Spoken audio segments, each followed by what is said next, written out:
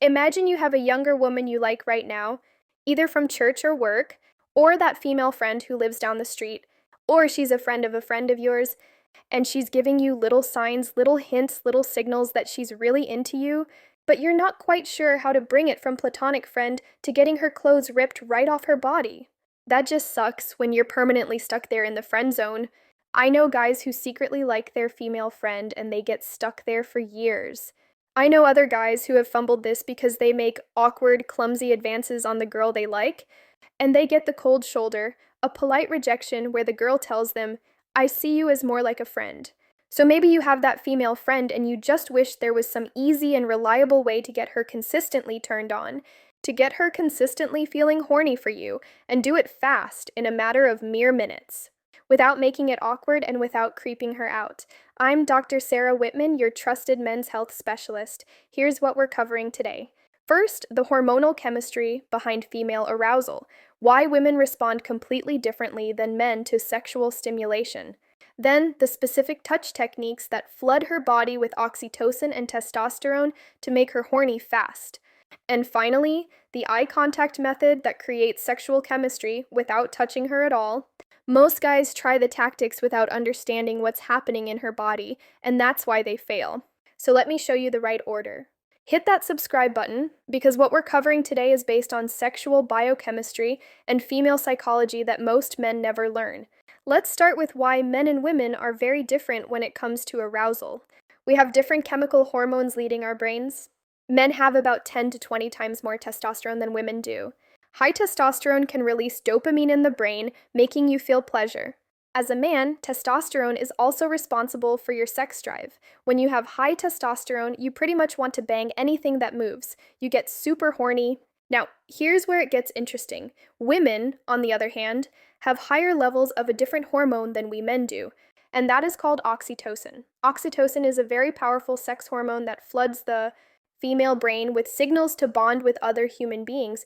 For example, when a woman is breastfeeding a newborn baby, her body gets flooded with oxytocin to bond with that baby. Oxytocin also floods her body when she's having an orgasm so that she bonds with the man during intercourse. But wait, there's something else happening here that most men don't realize. When a woman is being touched by a man, especially in those sensitive hot spots with a lot of nerve endings, like her wrist or her neck, oxytocin floods her body. And here's another interesting thing about oxytocin. When a woman's body is flooded with this sexual hormone, her testosterone levels also shoot way up. Her testosterone levels go up just like a man's does. And when she has high testosterone, guess what? She gets horny. The girl gets horny. She wants to smash whoever is in front of her. Doesn't matter what the guy looks like. Doesn't matter how old the guy is, because now it's her lizard brain taking over. It's that chemical in her body, the oxytocin, the testosterone, telling her how to feel. It's an automatic response. And this is where it gets critical. What that means is, if you want to get your female friend feeling horny, flood her body with oxytocin. Flood her body with testosterone. Both are very powerful sexual hormones. A great, proven, surefire way to accomplish that is through physical touch. Touching her sensitive parts of her body that have a lot of nerve endings, touching her wrist, touching her neck, touching the inside of her elbow, touching her upper thigh. Here's what most people don't realize. Have you ever had the experience where a female friend of yours maybe just gave you a small little touch on the shoulder or gave you a small little touch on the hand, and then it was like, boom, like a bolt out of the blue, like lightning striking you from the sky? You suddenly saw this woman in a whole new light. You suddenly got the tingles for her. You started to feel the sexual spark with her. Maybe you even got an erection out of nowhere. And you didn't even think much of this woman. She wasn't even that attractive to you. Well, in women, that touch effect is literally 10 times more powerful. That touch effect has 10 times, guys, 10 times the emotional impact on her. And that's why even a small, well-placed, innocent little touch can turn you from being that nice guy friend into her potential lover, into her next potential partner, almost instantly, just like that, in mere seconds. Keep this in mind because it connects directly to the specific moves I'm about to show you. Now, I'm going to share with you some of my very favorite moves to touch a female friend of yours and get her turned on, but do it in a way where you sneak underneath her radar. Do it in a way that feels normal and natural to her, not creepy, not overly grabby, not coming across as clumsy. The very first way, and this is very simple, very basic, yet most of you guys are not following the basics. As you're speaking to a woman, you want to gesture. That's right, you want to gesture to her with one hand. Hey, how you doing, Sarah? Hey, it's good to see you again. You gesture with one hand as you speak to her, sort of like how an Italian would. You go to Italy, you're going to see these old Italian men who talk like this. They're constantly gesturing. Most of you guys, you're not gesturing at all. So all you gotta do is simply keep your hand up above your waist, up here, and you gesture. And what this allows you to do is reach out and touch your female friend on the shoulder. It allows you to reach out and touch her on the arm. Hey, did you hear the news about Bob? What happened to him? And you reach out and you touch her arm, you touch her hand, you touch her shoulder. Most guys think they need elaborate pickup lines or perfect timing, but here's the thing most men don't realize about incidental touch. When you're talking to a girl and reaching out and touching her as you talk, that's called an incidental touch. You're just incidentally touching her. It's almost of no consequence. Incidental touches are perfectly normal, perfectly reasonable to do in any conversation, as long as you are gesturing. Because if you have your hands down in your pockets, or you have your hands crossed on your chest, if then you were to reach out and touch the girl, now look at how much distance your hand is now making. And now it's super obvious you're reaching out. It's super noticeable now, and that's why it's awkward. But when you're already gesturing, now your hand only has to travel a couple of inches, and now you've touched her. And that touch triggers that oxytocin response and gets her horny. Now, she might act like she doesn't notice your touch, but believe me, she is noticing it. She is fully aware that she is being stimulated. Let me clear up a massive misunderstanding about this approach. The next move you can make to turn on a female friend in just a couple of minutes, simply by touching her, is to inspect her jewelry, to do a jewelry inspection. Like if she's wearing a necklace, you can simply reach out and touch the necklace. You reach out as if you're inspecting it. So, I'm curious, what's the meaning of this necklace here? It's so beautiful. Why are you wearing it? Or if she's wearing a bracelet, you simply reach out and you touch it. You touch her wrist, and her wrist is packed with sensitive nerve endings. Hey, I'm curious, what's the meaning of this bracelet? It's so beautiful. Where did you get this? And then you're getting that little touch in, and that little touch is going to spark that oxytocin response and get your female friend horny. Now, if your female friend is not wearing jewelry, alternatively, you can do a skin inspection. You can inspect her skin. For example, you tell her, "So, I don't understand this, Jessica. Tell me, why is your skin so tan? I don't get it." And you hold up your hand to her hand and you make that touch as you compare her skin color to your skin color. Are you rubbing like a special ointment to get tan like that? I mean, don't get me wrong, I'm liking it. Or you could tell her, "Jessica, why is your skin so pale? I kind of took you as an outdoor type." And you lift up your forearm, touch her forearm to compare skin colors. And that little touch is going to trigger that oxytocin response in your female friend and start to get her horny. Remember this, because we'll come back to it. The key is that these touches need to feel incidental and natural. Here's another powerful move, the hand comparison. You can tell her, "Hey, let me see your hand for a second." When she holds it out, you take it and compare hand sizes. "Wow, your hands are so small compared to mine." Or, "Your hands are actually bigger than I thought." This gives you an excuse to hold her hand for 5 to 10 seconds, which is a much longer touch than the quick incidental ones. The elbow touch is another one that flies completely under the radar. When you're walking somewhere together, maybe from the car to a restaurant or from one room to another, you can gently guide her by lightly touching her elbow. This is a protective masculine gesture that triggers her biological response to male leadership. She'll barely register it consciously, but her body will respond. Here's a variation that works incredibly well in the right context, the back touch. When you're in a crowded space or walking through a doorway, place your hand on the small of her back to guide her through. This is a dominant protective move that creates instant sexual polarity.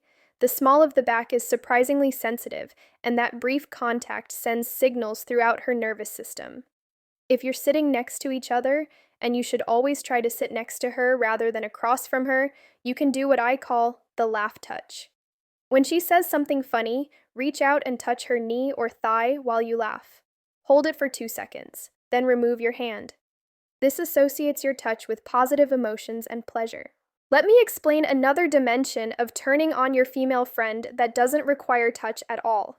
Getting your female friend turned on, and horny doesn't have to be through physical touch alone. You can also get your female friend turned on and feeling horny without even touching her at all, just by the way you look at her. Now, most guys screw this up completely. They're either looking at the woman's face in general, but not into her eyes, or he's looking into her eyes, but the eye contact is very platonic, very friendly, or he's having trouble holding eye contact with her at all. And I guarantee you, if you do any of those, the girl will feel no sexual chemistry with you at all, and she'll feel like you're just friends. And that's how you end up in the friend zone.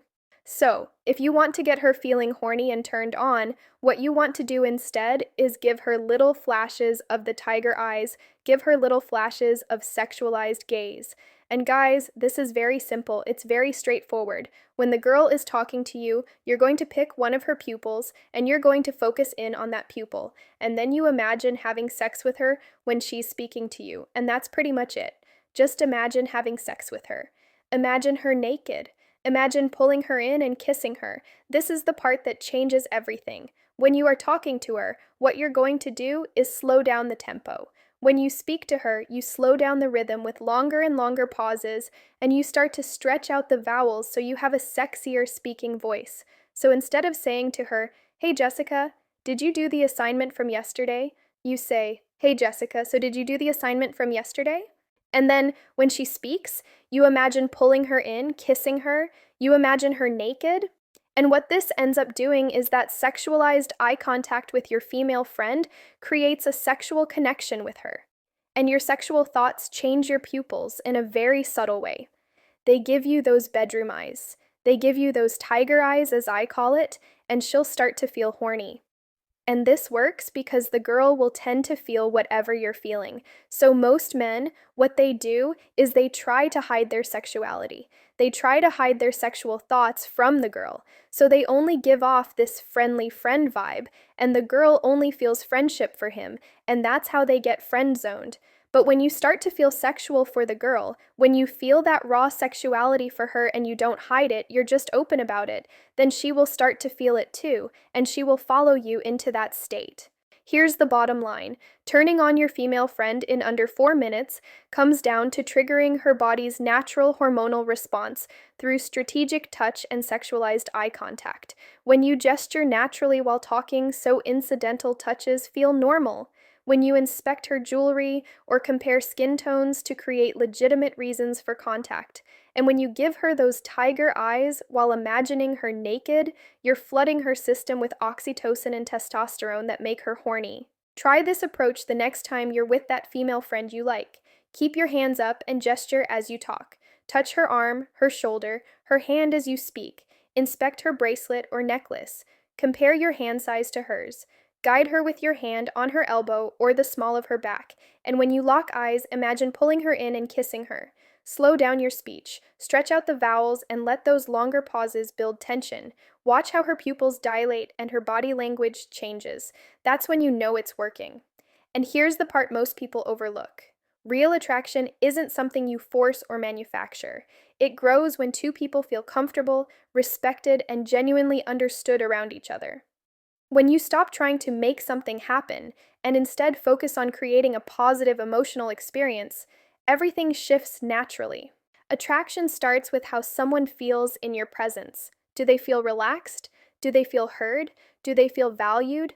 When a woman enjoys talking to you, feels safe being herself, and senses that you're confident without being needy, that's when curiosity and interest begin to develop. You don't need tricks or pressure. You need awareness and authenticity. One of the strongest foundations of connection is presence. Most people are distracted when they talk checking phones, thinking about what to say next, or worrying about how they're being perceived. Instead, give her your full attention. Listen actively, respond thoughtfully, Ask follow-up questions that show you actually care about what she's saying. When someone feels truly listened to, it creates a powerful bond. Another important factor is emotional leadership. This doesn't mean controlling the conversation or dominating interactions. It means setting a calm, positive tone. If you're relaxed, confident, and grounded, the other person will naturally feel more at ease. People tend to mirror emotional states. When you bring clarity and warmth into an interaction, it invites trust. Confidence plays a huge role here, but confidence is often misunderstood. True confidence isn't loud or flashy. It's quiet certainty. It's being comfortable with who you are, not trying to impress, and not seeking approval. When you speak clearly, move calmly, and don't rush your words, it signals self-assurance. You're showing that you're secure in yourself. Body language also matters. Keep an open posture. Face her when she's speaking. Avoid crossing your arms or turning away. Small signals like nodding, smiling at the right moments, and maintaining comfortable eye contact communicate interest and respect without saying a word. These cues build rapport naturally. Another key element is playfulness. Light humor and gentle teasing, when done kindly, can make interactions feel fun rather than heavy. Playfulness lowers defenses. It creates shared moments and memories. The goal isn't to mock or challenge, but to bring a sense of ease and enjoyment into the conversation. Timing is equally important. Rushing emotional progression often creates discomfort. Let things unfold at a pace that feels natural to both of you. When someone feels no pressure, they're more likely to open up. Patience shows emotional maturity, and maturity is deeply attractive. It's also crucial to respect boundaries. Pay attention to verbal and nonverbal signals. If someone seems distracted, uncomfortable, or disengaged, give them space. Respect builds trust, and trust strengthens connection. When a woman feels respected, she's far more likely to feel emotionally drawn toward you. Shared experiences deepen bonds. Doing things together, walking, working on a project, having coffee, or attending an event creates opportunities for natural conversation and connection. Experiences give you common ground, inside jokes, and shared memories, all of which strengthen emotional closeness. Another powerful tool is clarity of intent, expressed respectfully. Being honest about your interests doesn't mean being intense or overwhelming. It means being genuine and kind. When someone knows where they stand with you, it reduces confusion and builds emotional safety. Ambiguity often creates distance. Clarity creates connection. Self-growth also plays a massive role. When you're actively improving your life, your health, your goals, your skills, you naturally become more attractive, not because you're trying to impress anyone, but because you're living with purpose. Purpose is magnetic. People are drawn to those who are moving forward in life. It's important to remember that not every connection is meant to become something more, and that's okay. Rejection isn't failure, it's feedback. Each interaction teaches you more about communication, empathy, and self-awareness. The goal isn't to win, but to grow. When you focus on being present, confident, respectful, and emotionally grounded, attraction becomes a byproduct rather than a goal. You're no longer chasing outcomes. You're creating meaningful interactions, and meaningful interactions are what lead to deeper connections. So here's the takeaway. Build connection through presence. Communicate with clarity. Lead emotionally through calm confidence. Respect boundaries. Create positive shared experiences. And most importantly, be authentic. When you do that, relationships evolve naturally, without pressure or discomfort. If this perspective changed how you think about connection and attraction, make sure to stay tuned for more insights on confidence, communication, and personal growth. Drop a comment and share your experiences. What helped you build better connections? I read every single one.